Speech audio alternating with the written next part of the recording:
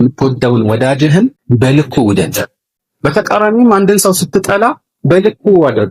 ስንወድም በልኩ መሆን አለበት። ምን ማለት ነው? በልኩ ማለት እንበልና የሆነን ሰው ለአላህ ብለን ራሱ ስንወደው ይህንን ሰው በጭፍን እንድንከተል ያለውን ሁሉ ልክ እንደ ወህይ የምንቀበል በምንሆንበት ደረጃ እሱን የምንወደው ከሆነ ይህ ድንበር አልፈን ያለፍንበት ጉዳይ ነው ማለት ትክክል አይደል? ግልጽ ነው።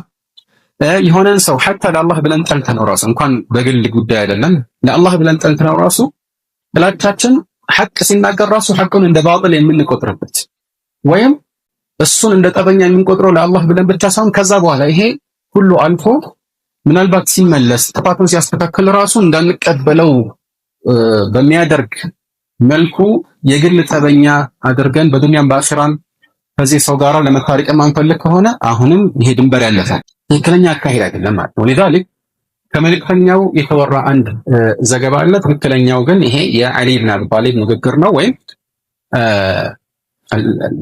حافظ الدارقطني ترجيح እንደሚያደርጉት ይሄ موقوف على علي بن ابي طالب ነው። እንዲያውም البخاري في الادب المفرد ሳይ ቡኻሪ ሳን الادب المفرد የሚባል መጽሐፋቸው መጨረሻ አካባቢ ሲዘግቡት እንዳስተላለፉት علي بن ابي طالب ከዛ خارجي ከሆነ ابن الكواء የሚባል ግለሰብ ጋር ሲወያዩ اما علمت قول الاول او عباره نحوها يا የመጀመሪያውን ሰው ንግግር አልሰማህም ወይ او هل سمعت قول الاول الأول የሚሉት በብዛት ምንድነው ከዛ በፊት በድሮ ጊዜ የተነገረ የጥበብ ንግግር ሲሆን ስለዚህ حتى ድሮም የታወቀ ንግግር እና ይሄንን አልሰማህም ወይ ምንድነው ይሄ ንግግር احبب حبيبك هونا ما عسى ان يكون بغيضك يوما ما وابغض بغيضك هونا ما عسى ان يكون حبيبك يوما ما የምትወደውን ወዳጅህን በልኩ ውደድ። ትንሽ ከነሳ አድርገህ ድንበር ሳታል በልኩ ውደድ።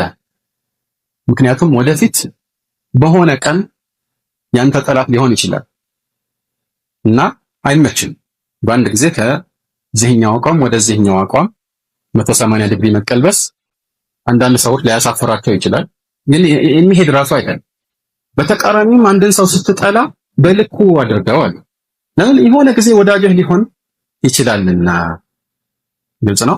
እንደዚህ ሊሆን ይችላልና በዚሁ الكتاب ወይም الادب المفرد የሚለው البخاري ኪታብ ላይ የተዘገበ ሌሎችም ቦታዎች ተዘግቧል። መጨረሻ ላይ እነዚህ አሁን ሁለቱ አፈሮች كتاب الادب المفرد መጨረሻ ላይ ያሉት አፈሮች ናቸው ማግኘት ስለፈለገ ሰው ማለት ነው። ምን ይላል የመጨረሻው አፈር ላይ ደግሞ ከዑመር የተወራ ትክክለኛ ሰነድ ዑመር ኢብኑ ኸጣብ ምን አሉ لا يكن حبك تلفا ولا بغضك تلفا ውዴታ እንደ ህፃን ድንበር ያለፈ እንዳይሆን አለ። ተለፈ ማለት ራስን በምታስቸግርበት ደረጃ ጭፍን ውዴታ አይሆን ማለት ነው። ጥላቻህም ደግሞ ለጠላትህ ሁሌም በትንሽም ቢሆን በትልቁ ካንተ ጋር ስላልተስማማ ብቻ ለሱ ጥፋትንና ከባድ ማዕተን የምትመኝበት ደረጃ ላይ አይድረስ ማለት እና ምንድነው ተብለው ሲጠየቁ የመለሱት ምላሽ ነው يكون لا يكون حبك كلف ማለት አይ ተክለፉ ከለፍ الصبي او كما قال ህፃን ልጅ በጭፍን አንድ ነገር በቃ ከወደደ ነው። ካስተዋላችሁ አንድ ነገር ከወደደ ሌላ ነገር ማሰብ አይችልም። በዚያ ቅጽበት አይደል አንድ ነገር ፈልጋለሁ ካለ ሌላ የተሻለ ነገር ራሱ ቢቀርብለት ለመቀበል ዝግጁ ነው። እንደዛ ትሆን ይላሉ ዑመር ኢብኑ ኸጣብ። በተቃራኒው ደግሞ ከሆነ ሰው ጋር በተጣላህ ቁጥር የሱን ጥፋት የምትመኝበት ድንበር ማለት ውስጥ አትግባ ማለታቸው። ይሄ ትልቅ የህይወት መርህ ነው እና ውዴታና ጥላቻ ራሱ በዚህ መልኩ ሊሆን ይገባል። ሐታ እስከ መጨረሻው የምትጠራው ካፊር ራሱ ይሄ ሰው ቢመለስ ቢሰልም ያኔ ካፊር እያለ የተናገርከው ንግግር እሱን እንደገና ከማስተናገድ የሚያግድህ ሊሆን አይገባም። አላህ አንዳንድ ጊዜ እንዲህ ያደርጋል ከፈለገ ማለት ነው። ይህ ማለት መጥፎ የተናገረ ሰው በቃ አንድ መጥፎ ተናግሬያለሁና ልቀጥልበት ይበል ማለት እንዳልሆነ ግልጽ ነው። መስተካከል ይጠበቅበታል። ግን አንዳንዴ ጥንቃቄ ማድረግን ተገቢ ነው ለማለት ያህል ወዘልቀ አላህ ዐዘ ወጀል ዐሳ አላሁ አን የጅዐለ በይነኩም ወበይነ አለዚነ ዐደይቱም ሚንሁም መወደህ ወላሁ ቀዲር ወላሁ ገፉር ረሒም። ምናልባት አላህ ሱብሓነሁ ወተዓላ ከእነዚያ ከካህዲያኑ መካከል ጠላት አድርጋችሁ ከያዛችሁ ጋራ በእነሱና በእናንተ መካከል ወዳጅነትን ሊያደርግ ይችላል አላቸው። ከፈለገ ስንት የሰለመ ጠበኛ የመልከኛው ጠላት አለ አይደል? እና ይህ ወሳኝ ነገር ነው ከሆኑ በተለይ ደግሞ በጠብ ጊዜ አንዳንዴ ይህ ጠብ በቅርብ ሰዎች መካከል ሲፈጠር ከሌሎች ባዕድ ከሆኑ ሰዎች ጋር ከሚፈጠር ጠብ የባሰ ነው። አስተውላችኋል? ከቅርብ ሰው ጋር አንድ ሰው ሲጣላ በቃ ያለ የሌለውን ነገር ያወጣል።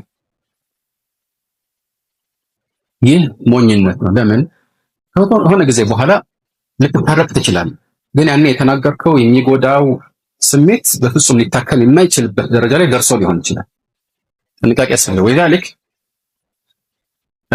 አቡ ዘር የሆነ ጊዜ የሆነ ሰው ሰደባቸውና ምን አሉት? ያ ፉላን ላ ትግሪቅ ፊ ሰቢና፣ እኛም በመስደብ ድንበር በጣም ጠልቀህ አትግባ አሉት። ግልጽ ነው። ወትሩክ ሊሱልሒ መውዲዐ አሉት። ለእርቅ ቦታ አስተርፍ አሉት። ወጣቷል አቡ ሱፊያን ብን ሐርብ ረዲየላሁ ዐንሁ ያው ሐታ ሳይሰልም በፊት ራሱ ህዝቦቹ መሃል ትልቅ ደረጃ የነበረው እንደ አለቃ የሚታይ ሰው ነው እና ቢመን ኢልተሀደ ሸረፍ ወይም ቢመን ኢልተሀደ ሱዕደድ ተብሎ ተጠየቀ። ይህንን የአለቅነት መገለጫ እንዴት ነው የተጎናጸፍከው ተብሎ ሲጠየቅ ምን አለ?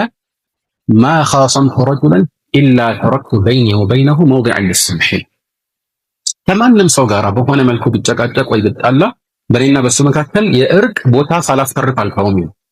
የእርቅ ቦታ ሳላስተርፍ አልተውም። አስተርፍ ያለህን ነገር ሁሉ አታውጣ። ይሄ እንዲያውም የሙናፊቆች መገለጫ ነው። መልእክተኛችን ዓለይሂ ሰላቱ ወሰላም ከማ ፊ ሰሒሕ ሐዲስ ዐምር ብን ዐስ አርበዑ መን ኩነ ፊህ ካነ ሙናፊቀን ኻሊሰን ወመን ካነት ፊህ ኸስለቱን ሚንሁነ ካነት ፊህ ኸስለቱን ሚነ ኒፋቅ ሐታ የደዐሃ በሚለው ሐዲስ አራት ነገሮች ሙሉ ለሙሉ ሁሉ ከተገኙ ጥርት ያለ የሙናፊቅ መገለጫ ነው ብለው ነበር። ይህን አስመልክቶ የጠቀሱት የመጨረሻው አራተኛው መገለጫው ምንድን ነው? ቃል ወኢዛ ኻሰመ ፈጀር፣ ሙናፊቅ የሆነ ሰው ከሌላ ሰው ጋር ሲጣላ የሆነ ጠብ ውስጥ ሲገባ ይባልጋል፣ ድንበር ያልፋል። የማይነሳ የድሮ ምስጢር ያወሳል፣ ወይ ደግሞ ከርዕሱ ወጥቶ ስብዕናው ላይ ጥቃት ይፈጽማል አይደል? በዲን ስም ራሱ እንዲህ አይነት ነገሮችን የሚፈጽሙ ሰዎች ዛሬ ልታገኝ ይችላል። ይሄ ፉጁር ፊል ኹሱማ በጣም ከባድ ነገር እንደሆነ ሁሌም ማስታወስ ይገባናል ማለት ነው።